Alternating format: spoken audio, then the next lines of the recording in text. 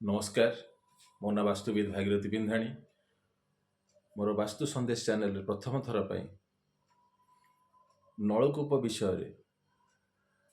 क्यों दिगरे करवा एवं कौन लाभ दब तापर मुझे आपन को आलोकपात करी। यदि चैनल टी भल लगे ताला आपण या लाइक पसंद करेंगे। देखु नलकूप आम तो समस्ते बोरवेल खोलुचे किंतु आम तो प्रथमतः बोरवेल जो खोलिबा समय बोरिंग जो माने करती से माने खाली पानी टाको देखते पानी क्यों जगह आसो बोली देखते किंतु तार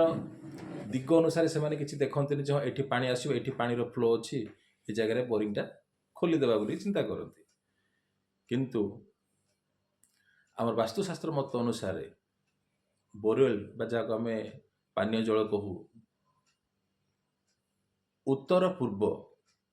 गृहर किंबा जगार उत्तर पूर्व कोण रे केबे भी हेले खोलिबा नाही। उत्तर पूर्व अर्थात वास्तु पुरुषर से मस्तक थाए मस्तक उपरे केबे भी हेले नलकूप खोलिबा उचित नुह।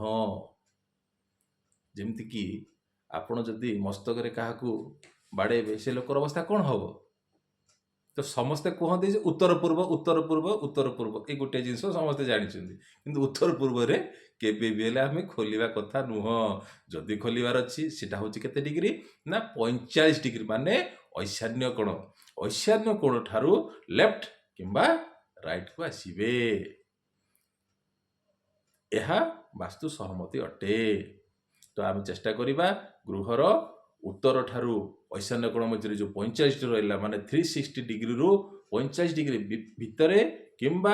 45 डिग्री रु 90 डिग्री बिफोर माने 90 डिग्री हम से कहीं पूर्व दिग आसिले कौन से इंद्र स्थान रे केबे भी हेले करिया कथा नुह। तो ये हूँ कथा जे आपन जो बोरिंग कि बोरवेल खोलिबे यही दिग माप अनुसार कहीं बहुत गुड़ाक मुझे देखी लोक मैंने कौन करती ना किसी मेजरमेंट जगाटा क्यों दिगरे पड़ुची तथापि लोक जानती ना कौन ना कहते एटा पूर्व दिग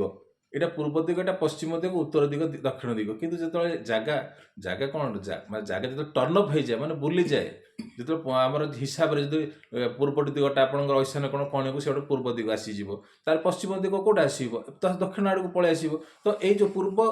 पूर्व कोण आ पश्चिम आसला पश्चिम उत्तर दक्षिण तो या देखला बेलू जो जगह टर्न होगा 45 डिग्री कि 35 डिग्री कि 10 डिग्री चेंजेस होगा से अनुसार दिग चेंजेस हो तो या आप ध्यान को ने तो यही हिसाब से आप बोरिंग खोलिए ताहले भल हम आ वास्तु अनुसार वास्तु सहमति अटे।